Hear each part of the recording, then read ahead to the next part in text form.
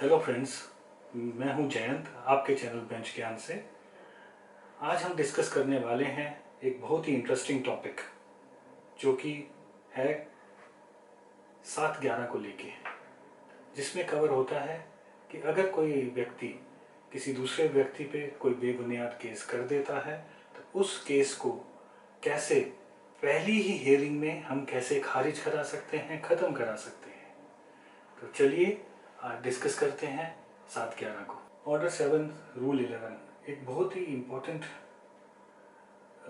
Part है CPC का, जिसको जानना समझना हम सबके लिए बहुत ही ज़रूरी है। आज हम डिस्कस कर रहे हैं कि अगर हम पे कोई बेबुनियाद फर्जी केस कर देता है तो उसको कैसे हम पहली ही हियरिंग में ख़त्म करा सकते हैं। तो सबसे पहली चीज़ जो हमें देखनी है उस केस के अंदर वो है cause of action. Cause of action वो स्थिति है जिसके बल पे वो केस हमारे अगेंस्ट फाइल किया गया है। जैसे कि सपोज सामने वाली पार्टी बोलती है प्लेंटिफ कि भाई आपने मेरी कॉन्फिडेंशियल इंफॉर्मेशन चुराई और मुझे नुकसान हुआ, तो कॉज ऑफ एक्शन होगा भाई कॉन्फिडेंशियल इंफॉर्मेशन और क्या नुकसान हुआ उसको क्वांटिफाई कीजिए। एक तो कॉन्फिडेंशियल इंफॉर्मेशन एक्चुअली आपकी थी और कितना फाइनेंशियल लॉस हुआ उसको क्वांटिफाई कीजिए, वो कॉज ऑफ एक्शन हुआ। अगर प्लेंट कॉज ऑफ एक्शन को क्वांटिफाई या क्लियर नहीं कर सकती तो प्लेंट पहली ही डेट में डिसमिस हो सकती है। कॉज ऑफ एक्शन बहुत ही इंपॉर्टेंट चीज़ है हमारे लिए। अगर cause of action plaintiff is not able to quantify और ascertain what the actual cause of action is, तो plaint can be dismissed right away, जिसको हम लिमी भी बोलते हैं, फ्रॉम द वेरी बिगिनिंग। दूसरा जो पॉइंट है valuation of the suit, which is very important.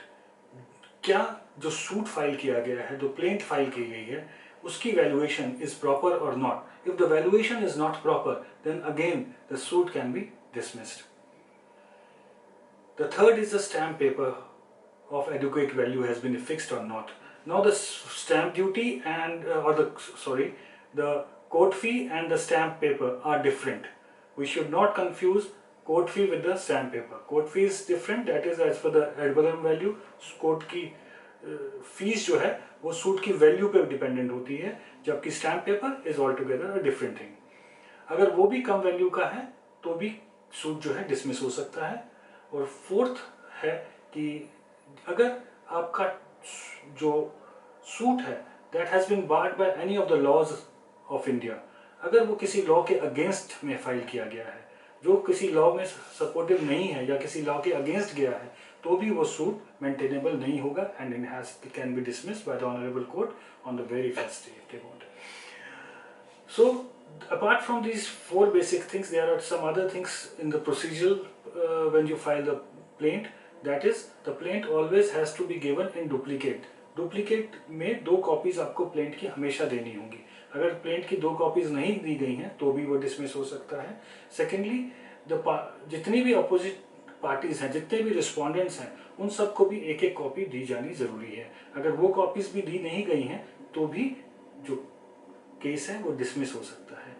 जो हमने पॉइंट्स डिस्कस किए इसमें पॉइंट सेकेंड और थर्ड, अगर वैल्यूएशन सूट की ठीक नहीं है या स्टैम्प ड्यूटी पेपर पे वैल्यू ठीक नहीं है तो कोर्ट आपको 7-10 के अंदर उसको रिवाइज करने के लिए बोल सकता है और आपको टाइम दे सकता है, आप उसको ठीक करें। बट अगर आपका कॉज ऑफ एक्शन या अगेंस्ट किसी लॉ है तो वो 7/11 के अंदर डिसमिस ही होगा, उसकी और कोई रेमेडी नहीं है।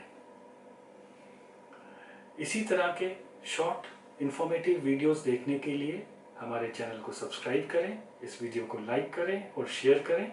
और अगर आप चाहते हैं किसी टॉपिक पे कोई वीडियो देखना तो कमेंट बॉक्स में कमेंट करें, हम आपके लिए वो वीडियो जल्द से जल्द लेके आएंगे। धन्यवाद।